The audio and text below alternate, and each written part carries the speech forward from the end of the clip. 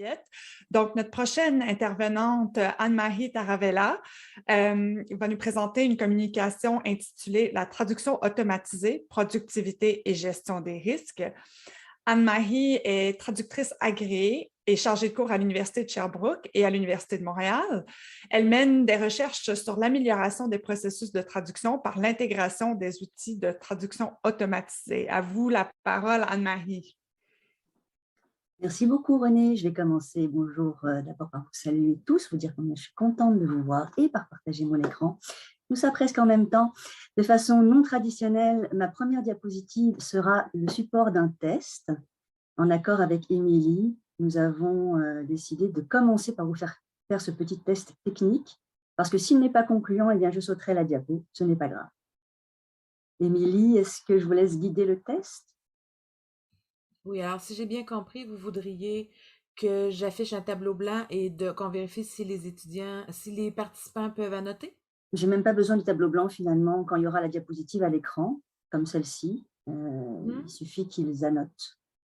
Ils mettent une petite flèche ou un cœur. Il n'y a pas de smiley, sinon je l'aurais recommandé.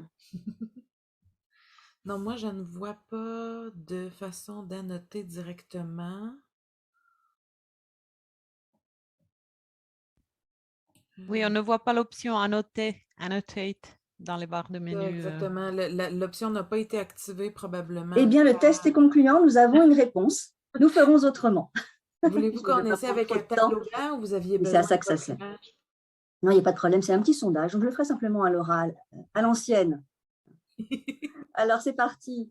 Donc, aujourd'hui, je vous parle un peu en vrac, en fait, de traduction automatisée de productivité et de gestion des risques, parce que ce sont finalement mes sujets de prédilection, en dehors de la méthodologie de la traduction et de la terminologie. Ce n'est pas le résultat ni la préparation d'une recherche, ce sont simplement des réflexions tirées de ce qui m'intéresse, de ce que je recherche et de ce que j'enseigne aussi dans différents cours, puisque dans différentes universités, vous avez mentionné l'Université de Montréal et l'Université de Sherbrooke, mais aussi à l'UQTR en ligne, j'ai cette chance-là. J'enseigne divers cours qui touchent à la réalité du traducteur ou de la traductrice en milieu de travail, donc en entreprise. Le cours de gestion de projet de traduction met l'accent surtout sur l'importance de la communication et des relations humaines pour la collaboration, pour réussir un projet. Le cours de gestion de projet de traduction et exercice du rôle conseil a un important volet sur le rôle conseil, évidemment, et donc sur la valorisation professionnelle. Le cours de traduction professionnelle assisté par ordinateur, qui fait suite d'ailleurs de façon non successive à celui d'Eliott, fait faire entre autres aux étudiants de la traduction de texte à partir d'une pré-traduction. Et le cours de gestion de cabinet de traduction, aussi appelé dans une variante outils et notions de gestion pour l'exercice de la traduction professionnelle, place les étudiants en posture de clients, de chefs d'entreprise ou de chefs d'équipe, qui changent un peu leur perspective. Donc, ce que je souhaitais faire aujourd'hui, c'est vous proposer une perspective qui s'écarte un peu de celle de l'étudiant et de celle de l'enseignant, pour mieux nous y ramener, qui est la perspective des processus d'entreprise, des processus de production. Pourquoi? Parce que la traduction automatique, et ça n'enlève rien évidemment à l'intérêt de toutes les autres perspectives, mais c'est l'angle que j'ai choisi, la traduction automatique est ce qu'on pourrait appeler en gestion de crise ou en gestion du changement un événement perturbateur. Donc, il vient rebattre les cartes, changer entièrement la répartition des responsabilités, des tâches et des préoccupations sur divers plans. Sur le plan technologique, évidemment, il s'agit de parler de systèmes d'information. J'en parlais déjà il y a quelques années. Tout a changé, comme vous l'avez bien montré depuis une dizaine d'années. Aujourd'hui, l'intégration, l'adaptation sur le plan technologique est quasiment réalisée. Tout à l'heure, Elisabeth a parlé d'utilité perçue. Cette utilité perçue, elle est élevée aujourd'hui. Elisabeth disait 97% dans les résultats de 87% dans les résultats de son sondage utilisait la traduction automatique et l'utilité n'est plus à démontrer. De plus, la facilité d'utilisation est acquise. Elle demande quand même une courbe d'apprentissage, mais il n'y a plus d'inquiétude, d'angoisse par rapport au fait d'utiliser l'outil.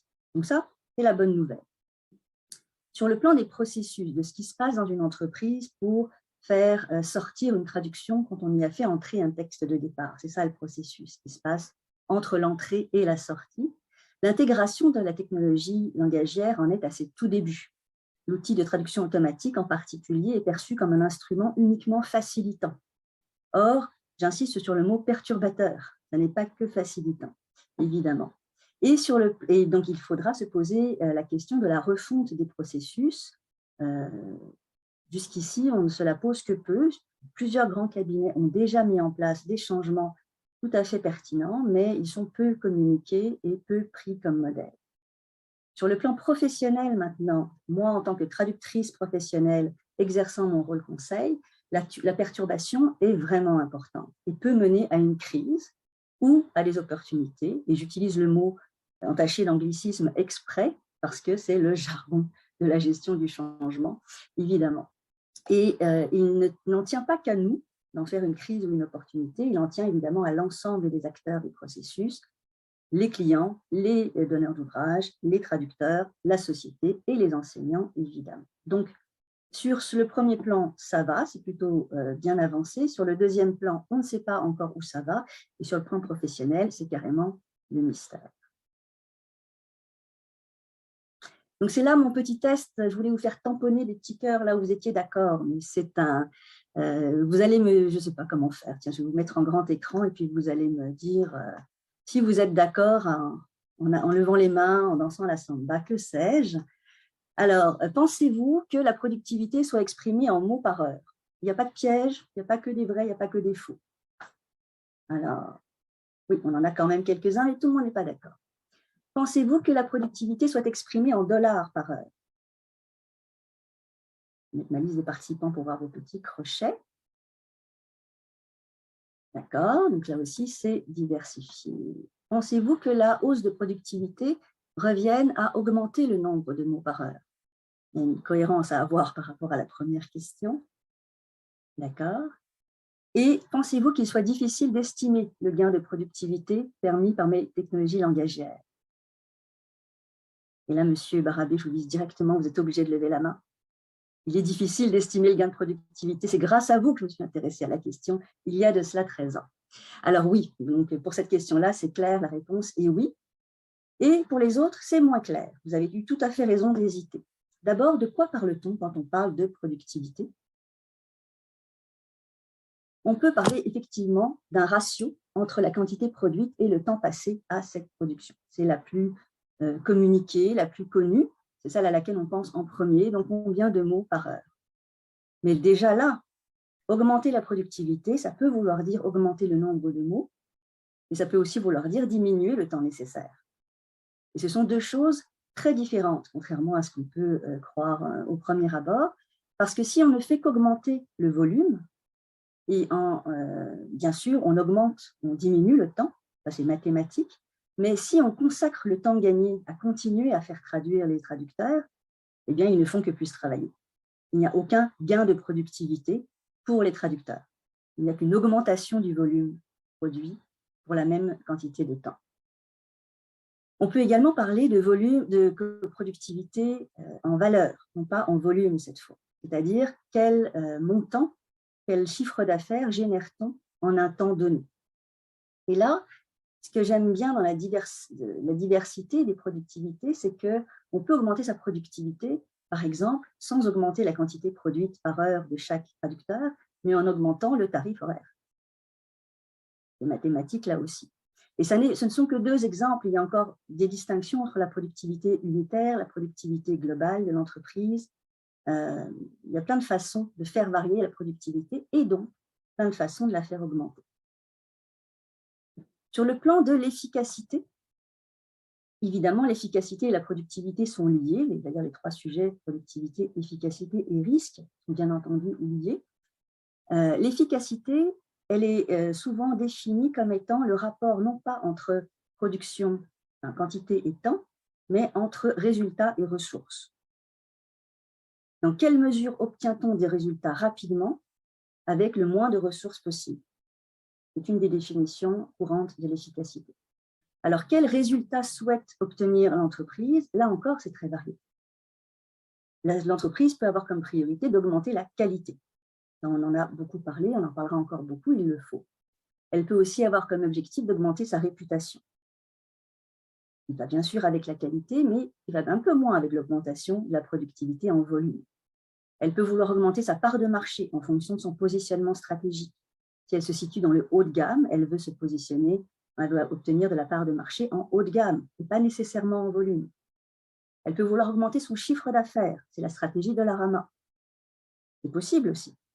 Ce n'est pas vraiment ce que nous, on encourage, mais c'est une des stratégies possibles en marketing. Et puis, elle peut vouloir augmenter son capital de connaissances. En réalité, toutes les entreprises veulent le faire, mais elles le disent rarement. C'est une évidence en gestion. Knowledge management, la capitalisation des connaissances, c'est essentiel, surtout en cette période où on change de génération, où on est en pénurie de main-d'œuvre. Troisième point, comme je vous disais, c'est un peu en vrac. C'est après que j'essaierai de faire quelques liens et j'attends vos questions aussi pour faire les liens ensemble. Les risques. Évidemment, le risque de qualité, la perte de qualité est celui qui nous saute aux yeux, nous, professionnels de la traduction, à cause de la segmentation, de la répétition, des biais de confirmation. Elliot en parlait tout à l'heure de la baisse de l'attention. Là aussi, j'ai une anecdote. Tous ceux qui travaillent avec la TA ont ce genre d'anecdote. La première fois que j'ai travaillé avec la TA, j'étais épatée par la qualité de la traduction du contrat que j'avais sous les yeux. Et puis, je m'endormais doucement sur la traduction jusqu'à ce que le début d'un paragraphe me frappe, puisque je lisais « fait », F-E accent circonflexe, T-E-S, 2 points. Et il m'a fallu lire l'anglais pour comprendre que ça traduisait « parties ». Évidemment, les parties au contrat.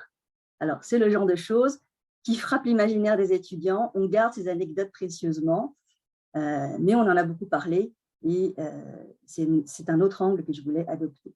L'appauvrissement de la langue aussi, dans un horizon temporel un peu plus étendu, à cause du recyclage constant des segments. J'imagine aussi qu'on en parle beaucoup. Donc ça, c'est ce qui nous préoccupe beaucoup en tant que langagier. Sur le plan de la gestion maintenant, de la gestion des ressources humaines et la gestion de l'entreprise, l'épuisement guette les traducteurs. Pas tous, heureusement, mais ceux auxquels on aura imposé une hausse de productivité uniquement en volume brut. Parce qu'augmenter la productivité et dire que les traducteurs traduisent plus de mots par heure en continuant à les faire traduire 8 heures par jour, c'est accéder à des cadences infernales. Et c'est ne pas leur rétrocéder une part du gain de productivité. Également, on risque le désengagement, au sens vraiment gestion du terme, c'est-à-dire le fait que le travailleur ne vienne plus travailler avec l'ensemble de ce qu'il est, son enthousiasme, en plus de ses compétences. Et le désengagement peut être dû à un manque de reconnaissance. Donc, je suis une professionnelle, je m'attends à ce qu'on me demande mon avis sur la méthode à adopter pour bien traduire. Si on ne le fait pas, on ne reconnaît pas mon statut de professionnel. Ça peut venir aussi d'un manque d'intérêt dans les tâches. Si on réserve, par exemple, à certains traducteurs expérimentés certaines tâches et à d'autres la francisation, la relecture de certaines choses assez fastidieuses, on peut perdre l'intérêt. Du point de vue des gestionnaires de l'entreprise, l'autre point de vue, il peut y avoir un fort taux de roulement dû à des conditions de travail non valorisantes, évidemment, mais un peu moins évident, il peut y avoir aussi une perte de continuité d'exploitation. Et ça, en gestion des risques, c'est le plus gros risque, l'interruption de l'exploitation. Or, la dépendance excessive à l'égard du matériel aujourd'hui, puisque on a substitué les facteurs de production, on utilise moins l'humain, beaucoup plus le matériel, un peu plus l'argent. La dépendance excessive à l'égard du matériel peut entraîner des ruptures d'exploitation. Je dis simplement, si une agence n'a plus ou d'électricité ou d'accès à Internet, ou d'accès simplement à ses serveurs, ses mémoires sur serveur, ça peut pas mal ralentir l'activité. Et puis, bien sûr, alors là, c'est mon éditorial à moi, la perte de compétences liée à la disparition de ce qu'on pourrait appeler l'honnête traducteur ou l'honnête traductrice, comme on parlait auparavant de l'honnête homme, et qu'on aurait dû parler de l'honnête femme, c'est-à-dire la personne instruite à plusieurs égards, qui a le temps, l'envie de cultiver sa culture générale et qui est reconnue pour cela. Donc, productivité, efficacité, risque, ce ne sont que quelques repères pour les prendre en compte. Et pourquoi les prendre en compte? Eh bien parce que, comme la TA est un événement perturbateur, elle va changer la donne, notamment sur ces 3 axes-là. Or, pour l'étudiant, l'étudiante, en fait, pour le ou la professionnelle qui entrera prochainement en exercice, cette personne peut vouloir changer aussi ses façons de faire.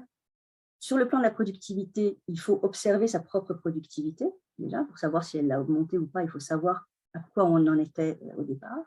Ça peut être faible quand on est étudiant, mais ce n'est pas grave. On l'observe dès le début, on la voit augmenter, c'est encourageant. Il faut se connaître la productivité des concurrents. Et puis, il faut se faire une boîte à outils personnelle pour améliorer notre rapidité au travail. Sur le plan de l'efficacité, donc je vous rappelle, l'efficacité, ce sont les résultats pour l'entreprise. Donc, l'étudiant ou le jeune travailleur n'a pas nécessairement à les prendre en compte, sauf que plus il ou elle comprend les buts de l'entreprise, plus il pourra savoir s'il s'identifie ou non à ces buts. Plus il est conscient de la diversité des conditions de travail possibles dans notre métier, c'est une des bénédictions de notre profession, plus il sera conscient aussi qu'il peut changer l'entreprise, de trouver des conditions de travail qui sont plus en accord avec ses buts et ses forces et faiblesses. Et plus il ou elle est consciente de son apport pour l'entreprise, mieux elle est en position de valoriser sa profession et d'exiger ou de demander, de suggérer des conditions de travail appropriées. Donc, le fait de reconnaître l'autre point de vue, celui de l'entreprise, peut permettre à l'étudiant d'anticiper des demandes, des exigences de l'entreprise qui pourraient paraître illégitimes, mais dans lesquelles il y a toujours place à la négociation normalement. Enfin, en gestion des risques, l'étudiant, l'étudiante doit améliorer sa connaissance de soi, enfin, en tout cas peut le faire pour se servir ses propres intérêts, afin de faire valoir son expertise métier. Il n'y a que les traducteurs, il n'y a pas mieux que les traducteurs pour dire comment procéder à la traduction. Et ça, c'est quelque chose qui doit être affirmé dès le départ, même si au début, on doit dire « je dois demander conseil, je vais me faire assister, je vais utiliser des modèles », mais c'est très important si on veut éviter les risques d'épuisement, de non-valorisation et de non-reconnaissance.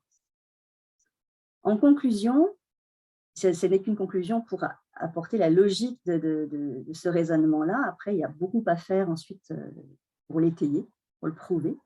La traduction automatique a déplacé l'attention sur les processus. Ce n'est plus uniquement la traductrice, le traducteur muni de son crayon, voire de sa machine à écrire ou de son ordinateur.